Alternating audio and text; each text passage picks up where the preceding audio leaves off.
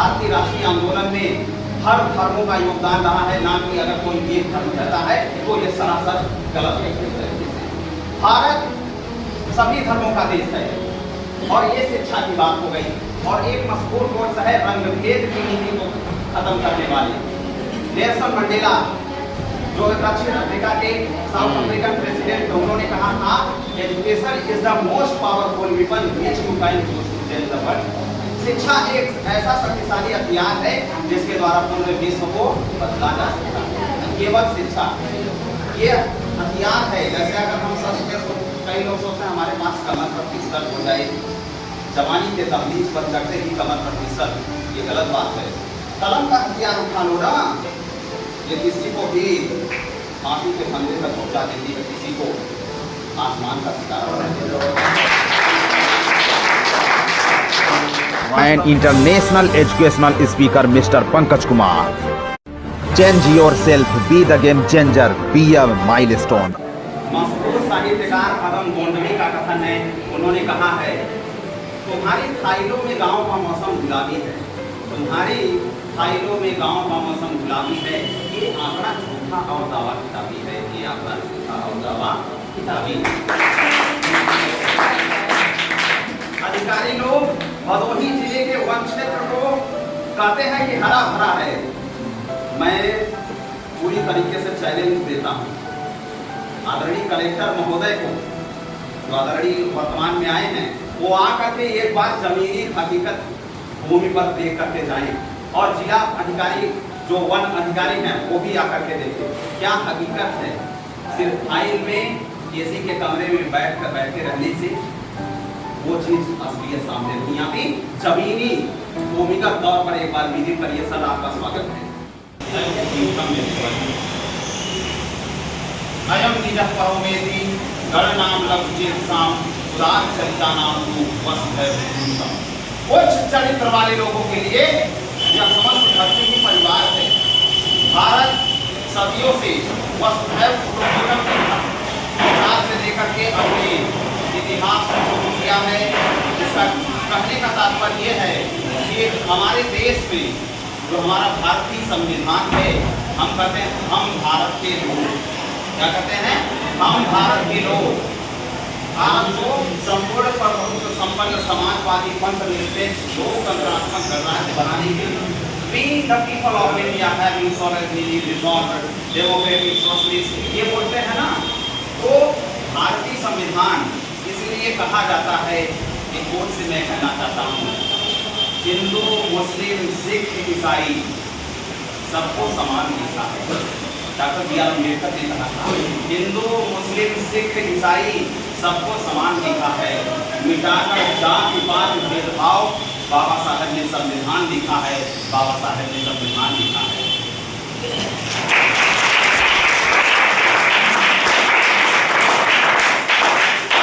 एक और हमारे बीच धर्म की और जाति को मिटाने का सबसे सरल तरीका है।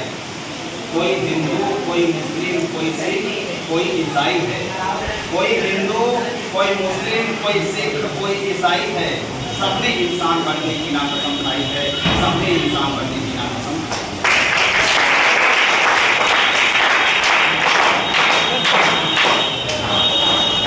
आज युवा कार्यक्रम एवं खेल मंत्रालय भारत सरकार एवं कोलैबोरेशन आरएस ग्रीन मिशन सामाजिक सेवा संस्था के सहयोग से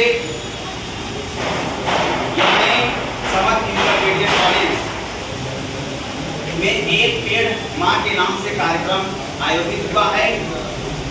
इस अवसर पर समस्त विद्यालय परिवार समर इंटर कॉलेज के समस्त विद्यालय परिवार के अतिथिगण जो प्रोजेक्ट्स हैं उसमें हैं आकिब मोहम्मद खालिद सर, प्रवक्ता हैं शिक्षा विभाग से, उसके बाद शिखा टीचर हैं, मैम हैं, उनका भी आपका स्वागत है, और मुनाजिब हयात हैं, टीचर हैं, और काजल प्रजापति, आप सभी लोगों का हार्दिक स्वागत एवं अभिनंदन है।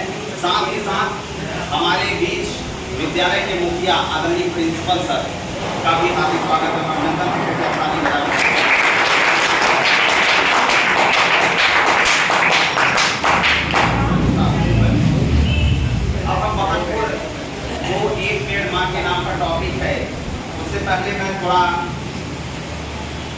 भारत के ऊपर विचार करना चाहता हूँ।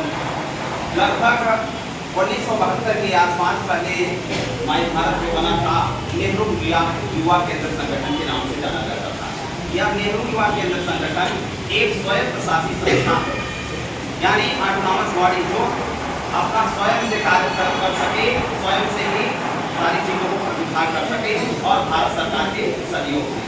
इसका कार्य है पूरे भारत में माई भारत के नाम से अब स्टार्ट कर दिया गया है। उसी का नया नाम चेंज कर करके भारत के ग्रामीण क्षेत्र की प्रतिभाओं एवं शहरी क्षेत्र की प्रतिभाओं को एक निबंध के माध्यम से, लेखन के माध्यम से, भाषण के माध्यम से, आप सभी जानते होंगे।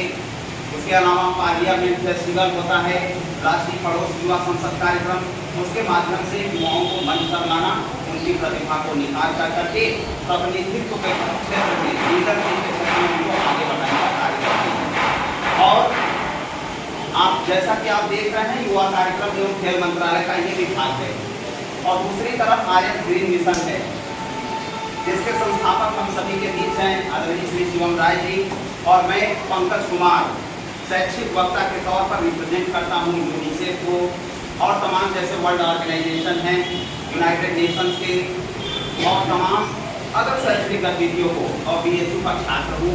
आप सभी लोगों का पुनः हार्दिक स्वागत एवं अभिनंदन करता हूँ। अब चर्चा करूँगा जो है आर्यन ग्रीन मिशन के। आप देख रहे होंगे 5 उद्देश्य दिख रहे हैं। क्या है इसका उद्देश्य का मतलब? सबसे पहला है शिक्षा, education. What is the important role how to play of any man, any people? कैसे रोल अदा करती है हमारी शिक्षा हमारे जीवन में? आप सभी जानते हैं मशहूर कोर्स है मलाला यूसुफजई का, इन्हें सबसे कम उम्र में नोबेल पुरस्कार मिला है। आप सभी जानते हैं? कोई बच्चा बता सकता है मलाला यूसुफजई कौन थे? कोई जानता हूँ? प्रयास करें कोई बताने का। मैं बताता हूँ। मलाला यूसुफजई उन्होंने महिलाओं की शिक्षा के प्रति एक बहुत ही बड़ा वर्ल्ड में एक पहचान साबित की है। उन्हें मात्र 15 से 16 वर्ष की अवस्था में स्कूल जाती थी पढ़ाने बच्चों को, उन्हें गोली मार दी गई थी मस्जिद पर। यही जो पाकिस्तान कंट्री है वहाँ के लोग और अफगानिस्तान के बीच महिलाओं को शिक्षा के लिए बढ़ावा दिया जा रहा था, रोक रहे थे, तो उन्होंने बचाने का प्रयास किया। मलाला यूसुफजई उसी देश की थी, उन्होंने बहुत अच्छा काम किया शिक्षा के क्षेत्र में। उसके बाद कैलाश सत्यार्थी के साथ उन्हें नोबेल पुरस्कार मिला। उन्होंने कहा है 1 teacher 1 pen, 1 teacher 1 pen 1 book and 1 child can change the world. Education is the only subject. एक बच्चा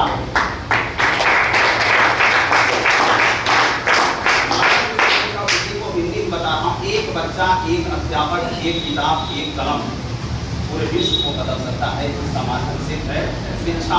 और आप सभी जानते हैं, अगर कहते हैं कि अब मैं देखिए धर्म के ऊपर ही अगर बात तो करेंगे, इस्लाम धर्म जब कहते हैं, इस्लाम धर्म में हमारे भारत की आज़ादी में बहुत बड़ा योगदान है।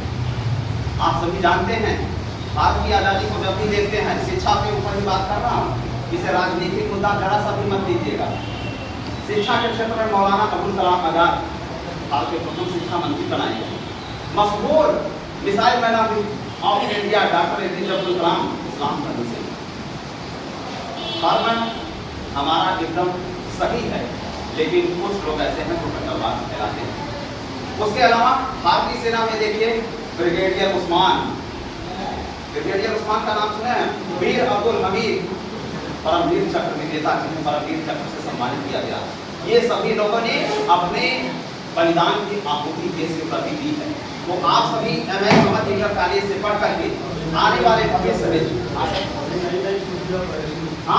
अभी सोफिया प्रेसी देखिए, ऑपरेशन सिंदूर में महिलाओं के क्षेत्र में उन्होंने बहुत ऐसे नाम है, मैं गिनाने रहूँगा आपको हजारों नाम, क्योंकि मैं वही करता ही हूँ। भारतीय राष्ट्रीय आंदोलन में हर धर्मों का योगदान रहा है, ना कि अगर कोई एक धर्म रहता है तो ये सरासर गलत है। भारत सभी धर्मों का देश है। और ये शिक्षा की बात हो गई। और एक मशहूर कोर्स है रंगभेद की नीति को खत्म करने वाली। नेल्सन मंडेला जो दक्षिण अफ्रीका के साउथ अफ्रीकन प्रेसिडेंट, उन्होंने कहा था education is the most powerful weapon which you can use to change the world. शिक्षा एक ऐसा शक्तिशाली हथियार है जिसके द्वारा पूरे विश्व को बदला जा सकता है। केवल शिक्षा ये हथियार है। जैसे अगर हम सब कई लोग सोचते हैं हमारे पास कमर पर पिस्टल हो जाए, जवानी के तबलीग पर चढ़ते ही कमर पर पिस्टल, ये गलत बात है। कलम का हथियार उठा लो ना, ये किसी को भी फांसी के फंदे तक पहुंचा देती है, किसी को आसमान का सितारा बना देती है।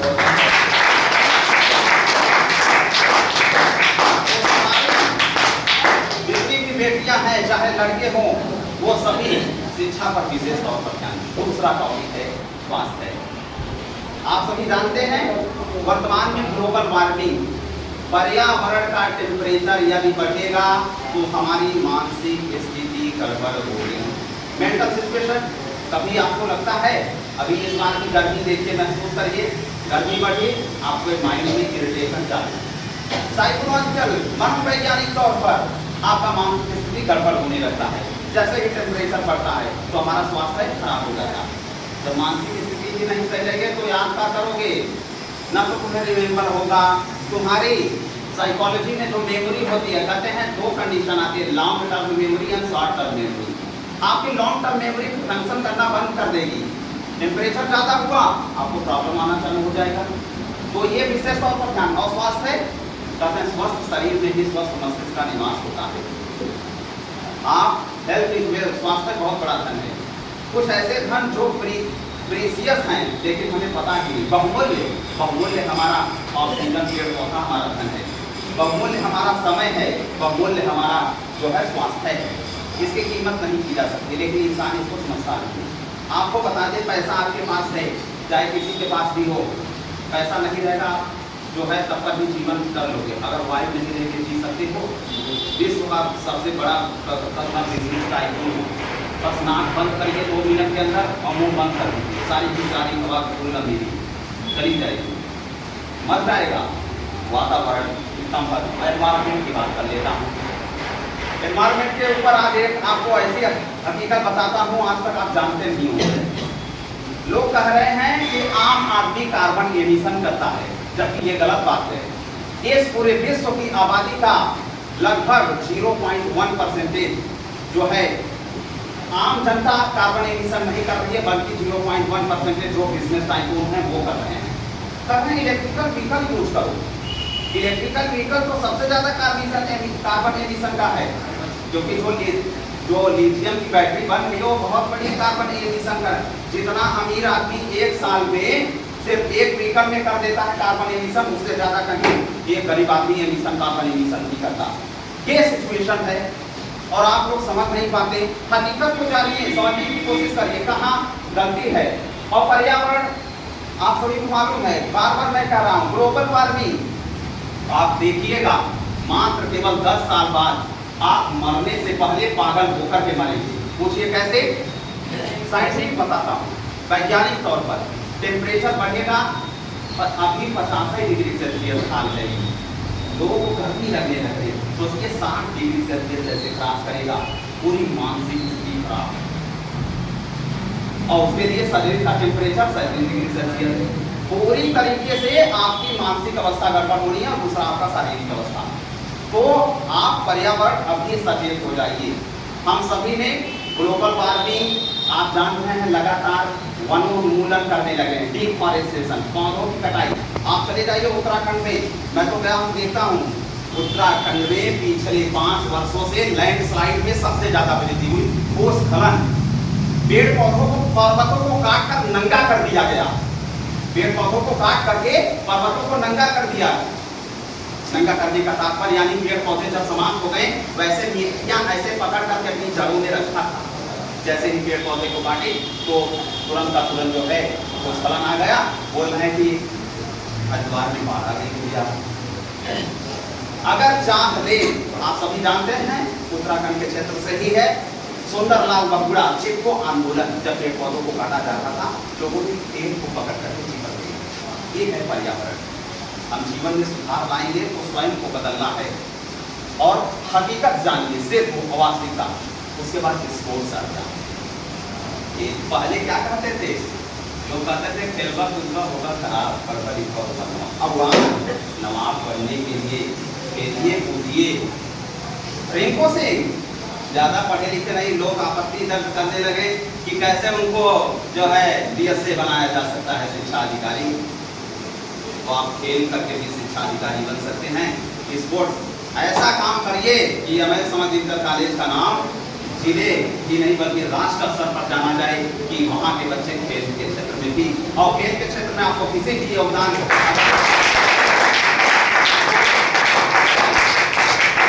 का नाम शिवम सबसे ये स्पोर्ट्स के बहुत बेहतरीन खिलाड़ी हैं और इनके माध्यम से मैंने सर स्वयं देखा है आदिवासी के बच्चों को इन्होंने राष्ट्रीय और अंतर्राष्ट्रीय स्तर पर पहुँचाया। ये मैंने स्वयं व्यक्तिगत तौर पर देखा है और इन्हीं के माध्यम से कि मैं भी जो है एक शैक्षिक वक्ता भारत सरकार द्वारा भारत सरकार से पुरस्कार पाया और आज इसके लिए हम सभी आपका बहुत आभार प्रकट करते हैं।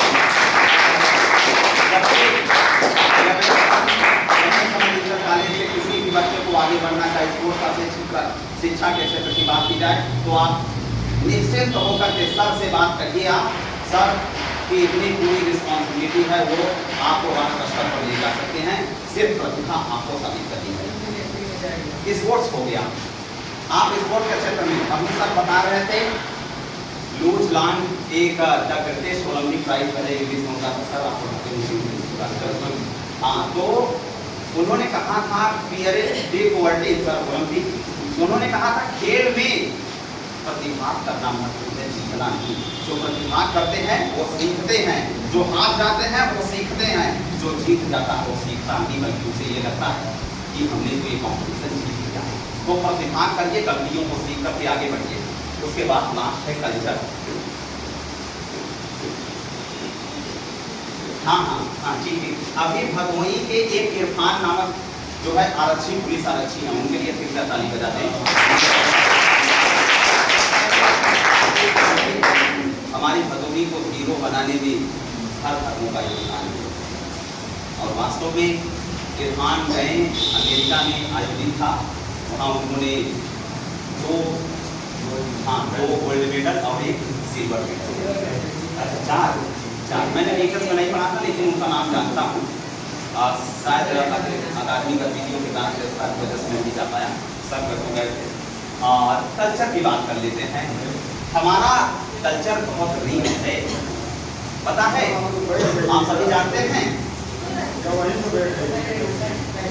I love our culture. हमें अपने कल्चर से प्रेम, हमें अपनी संस्कृति से प्रेम होना चाहिए, चाहे हिंदू धर्म हो चाहे इस्लाम धर्म हो। अगर कोई व्यक्ति कहता है यार अपने आप धर्म को छोड़ दो, क्यों छोड़ दे भाई, हमारी तो संस्कृति वही है ना, हम क्यों छोड़े। चाहे हिंदू धर्म, इस्लाम धर्म, सिख धर्म, हर धर्मों की बात कर रहा हूँ। आप अपने कल्चर से प्रेम करिए, सिर्फ पाखंड नहीं। वास्तविक धर्म क्या है, वास्तविक इस्लाम धर्म क्या, वास्तविक हिंदू धर्म क्या है, वास्तविक सिख धर्म क्या है, क्या कहता है हमारा धर्म, उसके इस चीज को जानने के लिए आप पाखंड की तरफ न जाइए। पहले अपने धर्म के कुरान को पढ़िए, बाइबिल को पढ़िए, गीता को पढ़िए। आप अपने धर्म, अपने कल्चर के बारे में जरूर पढ़ें, तभी हमारी संस्कृति वास्तविक तौर पर हमें एक अच्छा इंसान चेतना के तौर पर बताएगी। जब आप चैतन्य हो जाते हैं, सिर्फ आपको नेचर कहता है, नेचर इज कॉन्शियसनेस, प्रकृति चेतना का माध्यम है। जो हमारे बुजुर्ग रहे हैं उन्होंने गलत नहीं कहा है। कुछ लोगों की कमियों की वजह से अगर राष्ट्र पर धब्बा लगे तो इसका मतलब ये नहीं है कि हर धर्म खराब हो सकता है। धर्म में अच्छे लोग हैं, अच्छाई भी है, बुराइयां भी। तो आप केवल हमेशा सकारात्मक की ओर प्रगति करेंगे और पुनः या मैं समझ कॉलेज के सभी प्यारे भाइयों एवं बहनों एवं अध्यापकगण, आदरणीय प्रधानाचार्य महोदय श्री शिवम राय जी का धन्यवाद प्रकट करता हूँ मुझे शैक्षिक वक्ता के तौर पर बोलने के लिए। आप सभी का पुनः हार्दिक आभार। आप भी हैंड ऑन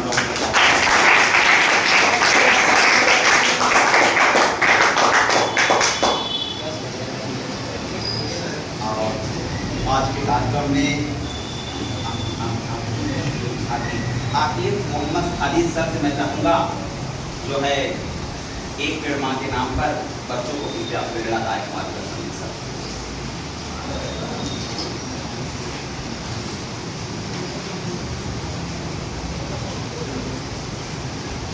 आज के प्रोग्राम जिसका शीर्षक है एक पेड़ माँ के नाम। कार्यक्रम में उपस्थित जनाब शिवम नारायण साहब और जनाब का नाम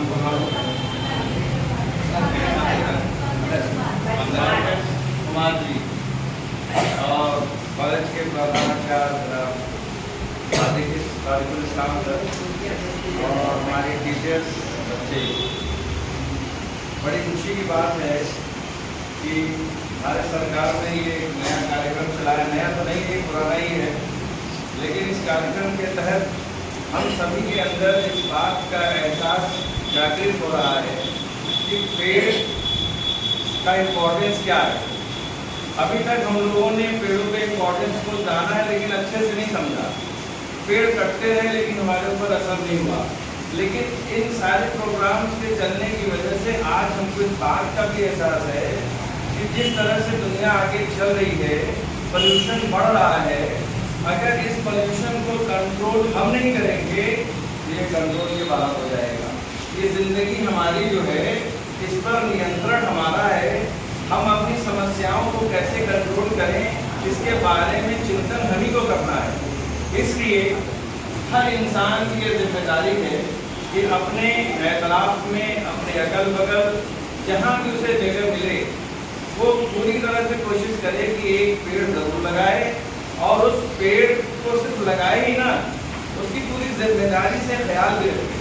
और एक चीज़ याद रखो, जिस दिन वो पेड़ बड़ा हो जाएगा, उस पेड़ के नीचे जब कोई बैठेगा तो बैठने वाला वो ज़रूर तुम्हें दुआ देगा जिसने उस पेड़ को लगाया है। आज की चिलचिलाती धूप में आप देखो, शहरों में कहीं जब धूप तेज होती है तो लोग पेड़ का छांव ढूंढते हैं। जहाँ कोई पेड़ मिल जाता है तो उसके नीचे ज़रूर बैठते हैं। हम कॉलोनी में रहते हैं, कॉलोनी में पेड़ बहुत कम है, लेकिन हमारे पिताजी इसके बारे में इतने कॉन्शियस थे कि वो अपने दरवाजे पे, आप हमारे घर आएंगे तो सबसे ज़्यादा पेड़ हमारे लायक दिखाई देगा। तो उसकी वजह ये कि हमारे पापा अपने दरवाजे पे पेड़ लगा देते थे, हम लोग को पकड़ के दूसरे के दरवाजे पे पेड़ लगवाते थे। बारिश आ रही है तो अब वहाँ पे हालत ये है कि जून के महीने में कोई गाड़ी आती है, कोई राहगीर आता है, तो सबसे पहले मेरे घर के सामने गाड़ी खड़ी कर देता है। साया वहीं पे, आराम वहीं पर है। पेड़ों पे चिड़ियों का चहचहाना सुनकर अच्छा लगता है। तो ये बहुत अच्छी शुरुआत है। हम तो भारत सरकार का शुक्रिया अदा करते हैं, जिसमें जितने लोग शामिल हैं उन सब के अथक प्रयास को बहुत बहुत पूरी प्रशंसा करते हैं। ये प्रयास बड़े ऊंचे पैमाने पे चलना चाहिए, जिससे कि हर बच्चा इस बात को समझ सके कि पेड़ हमारी जिंदगी का अहम हिस्सा है। अगर आज हम नहीं चेते तो कल हमारी आने वाली पीढ़ी परेशान होगी। इसलिए हम सबको चाहिए कि अपनी ज़िंदगी में पेड़ को लगाएं, उसका ख्याल रखें, और ये भी देखें जो पेड़ लगे हुए हैं, आवारा पशु उसको अगर नुकसान कर रहे हैं उसको दूर भगाएं, ताकि वो पेड़ सुरक्षित रहे, हमारा ऑक्सीजन हमको मिलता रहे, हमारी ज़िंदगी खुशहाल रहे। इन्हीं बातों के साथ मैं अपनी वाणी को विराम देता हूँ।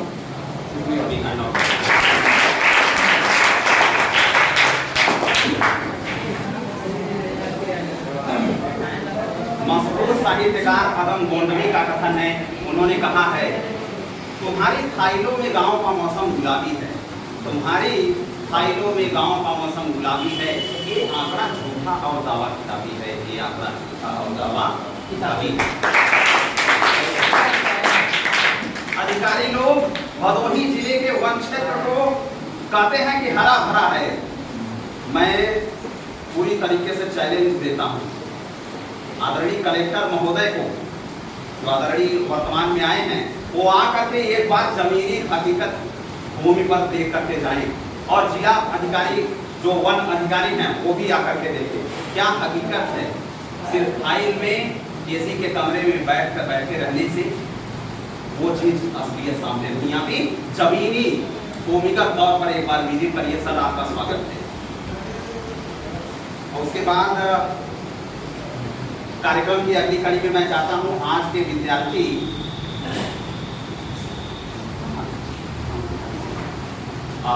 जो लोग श्रेणी प्राप्त किए हैं इस एग्जामिनेशन कंपटीशन में, जैसे कंपटीशन में उन्हें सम्मानित करने का क्रम शुरू किया जाएगा।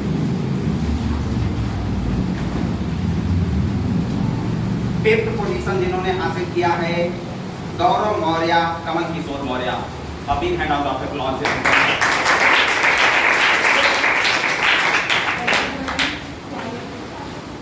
मैदान छोड़ के भागे नहीं, सिर्फ वो क्लियर किया।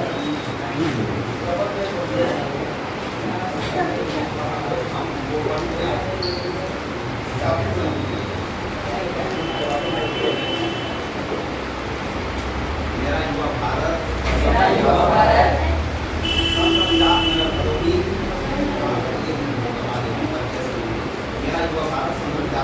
वृक्षारोपण एवं पर्यावरण संरक्षण प्रतिज्ञा। मैं सत्यनिष्ठा के साथ प्रतिज्ञा करता हूँ कि मैं अपने वन, वृक्ष संपदा, जल एवं मृदा के सजग प्रहरी के रूप में सदैव इनकी रक्षा करूँगा। मैं अधिक से अधिक पौधे रोपित कर धरती को हरा भरा बनाऊंगा। मैं रोपित पौधों का सिंचन व सुरक्षा करूंगा। मैं वृक्षों को नहीं काटूंगा एवं वृक्ष संवर्धन के लिए सदैव तत्पर रहूंगा। मैं पर्यावरण की सुरक्षा के लिए व्यक्तिगत रूप से कार्यवाही करूंगा। मैं अपनी प्राकृतिक पर्यावरण का अस्थायी उपयोग करने का प्रयास करूंगा ताकि मेरे कार्यों के कारण कोई भी प्रकार के खतरे में न पड़े और न भी लुप्त हो। मैं यह भी प्रतिज्ञा करता हूँ वृक्षारोपण हेतु अधिक से अधिक लोगों को प्रेरित करूंगा। and international educational speaker Mr. Pankaj Kumar. Change yourself, be the game changer, be a milestone.